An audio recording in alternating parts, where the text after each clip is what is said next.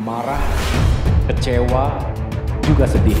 Namun saya mengajak kita semua untuk sabar dan ikhlas. Ini adalah cara Tuhan untuk menyelamatkan kita dari hal-hal yang lebih buruk. Lebih baik bersepakat untuk tidak sepakat, agree to disagree, daripada dipaksa menerima keputusan yang kami sendiri tidak terlibat dalam proses.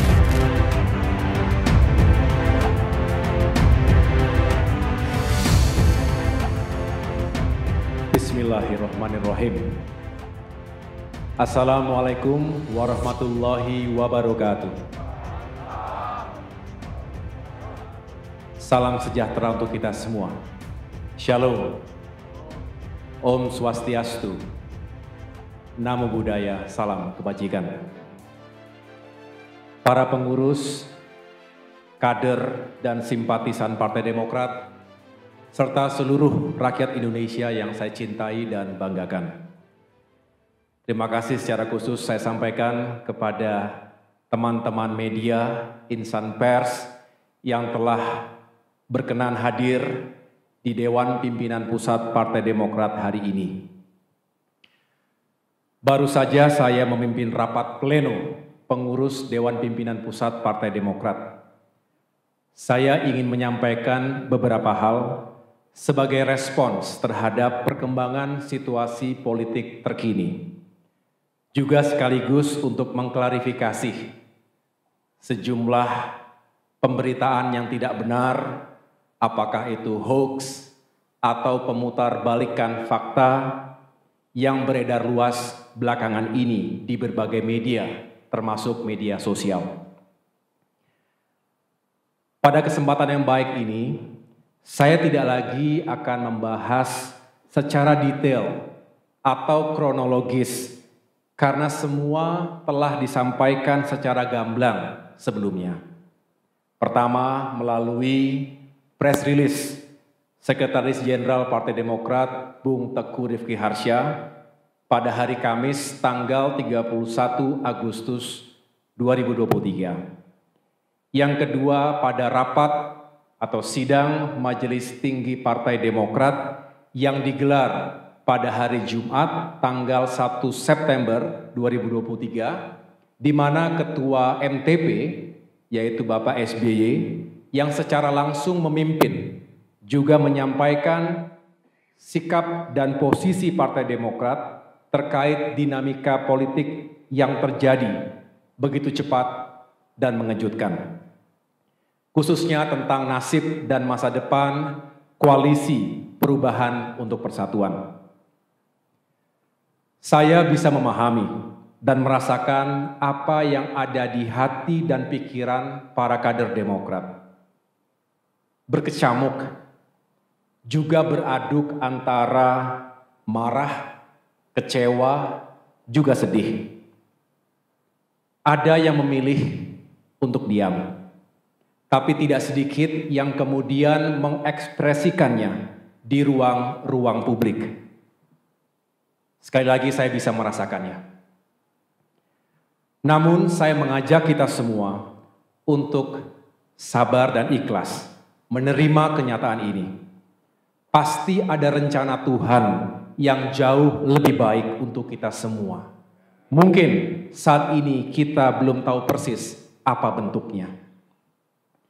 Tapi yang jelas sebagai pemimpin, sebagai Ketua Umum Partai Demokrat, saya bangga sekaligus terharu atas ketegaran, kesetiaan, soliditas, dan solidaritas seluruh kader dan simpatisan Partai Demokrat dalam menghadapi ujian dan tantangan ini.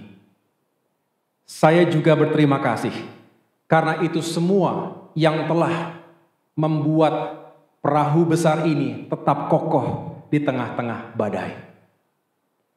Saya juga menyampaikan terima kasih secara tulus kepada para tokoh, para sahabat, dan berbagai kalangan masyarakat Indonesia yang telah menyampaikan simpati, doa, serta harapan baiknya untuk saya pribadi dan Partai Demokrat. Selanjutnya, saya mengajak seluruh kader Partai Demokrat agar tetap tenang dan berpikir jernih. Kita tidak akan patah oleh ganjalan politik sekeras apapun. Meskipun kita juga tidak akan berkompromi pada konspirasi politik securang apapun. Saya juga mengajak kita semua untuk bersyukur karena Allah Subhanahu wa taala masih sayang kepada kita. Bisa jadi ini adalah cara Tuhan untuk menyelamatkan kita dari hal-hal yang lebih buruk. Saya tahu para kader Demokrat marah dan kecewa. Marah dan kecewa bukan karena ketumnya tidak menjadi cawapres, tapi karena perjuangan Demokrat telah dilukai oleh mereka yang tidak jujur, serta telah melanggar komitmen dan kesepakatan. Bagi Demokrat ini sesuatu yang fundamental. Kita merasakan dalam hiruk-pikuk politik menuju pemilu 2024, seolah etika, integritas pribadi, dan komitmen politik menjadi tidak lagi penting dan relevan dalam mencapai tujuan.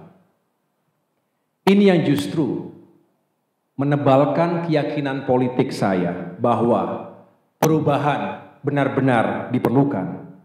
Karena demokrasi yang sejati hanya bisa rawat dan tetap eksis jika hal-hal mendasar tadi tetap dipertahankan. Pengalaman di TNI mengajarkan kepada kami untuk senantiasa memegang teguh nilai dan etika keperwiraan. Hal ini adalah modal utama bagi seorang prajurit dalam mengemban tugas apapun. Dalam kondisi perang saja, kami diwajibkan ketika itu untuk mematuhi etika dan aturan. Sehingga perang bukan hanya soal kill or to be killed yang berlandaskan pada nilai-nilai dan etika. Ini tentu membutuhkan kerja keras, kerjasama, dan komitmen dari semua yang ingin melakukan perubahan tersebut. Namun kenyataannya, hal itu tidak mudah untuk diwujudkan. Komitmen menjadi barang yang langka. Kata maaf dijadikan obat yang murah untuk pengingkaran atas sebuah komitmen. Ini tentu berbahaya. Jika dibiarkan, bisa menjadi budaya, menjadi sebuah pembenaran, dan lambat laun bisa membentuk karakter bangsa yang tidak bertanggung jawab. Tentu, sekali lagi, kami tidak akan membiarkan itu terjadi. Untuk itu, kami tidak akan menyerah untuk terus memperjuangkan nilai dan etika dalam kehidupan politik dan demokrasi kita. Saudara-saudara, partai politik adalah sebuah institusi, bukan pribadi. Sehingga ada tata kelola dan mekanismenya. Apalagi pengambilan keputusan yang menyangkut hajat hidup orang banyak. Memilih pemimpin, utamanya calon presiden dan calon wakil presiden yang kelak akan bertanggung jawab atas lebih dari 270 juta jiwa. Tidak bisa hanya diputuskan begitu saja dalam hitungan menit oleh segelintir orang. Sesuai dengan konstitusi Partai Demokrat, tentu harus dimusyawarahkan terlebih dahulu dan dibicarakan dalam wadah majelis tinggi partai.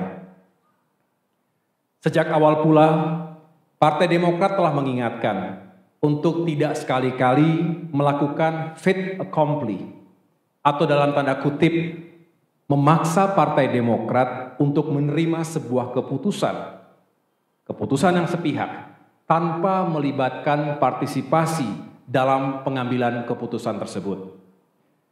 Dasarnya adalah mutual trust, rasa saling percaya, juga semangat keadilan dan kesetaraan yang menjadi titik temu perjuangan.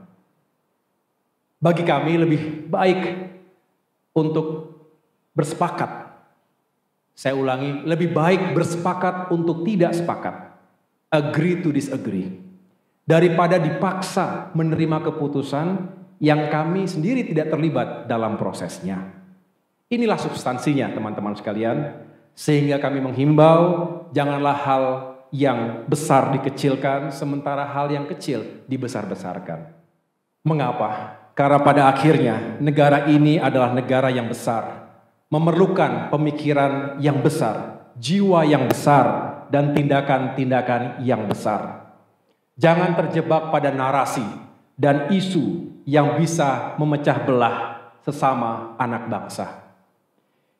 Kita tidak tahu dalam perjalanannya ke depan, kita mungkin akan bertemu kembali dan menjalin kerjasama untuk agenda-agenda besar kebangsaan. Untuk itu, saya mengucapkan selamat kepada Bapak Anies Rashid Baswedan dan Bapak Muhaimin Iskandar yang baru saja mendeklarasikan sebagai pasangan calon presiden dan calon wakil presiden 2024 ke depan. Semoga sukses.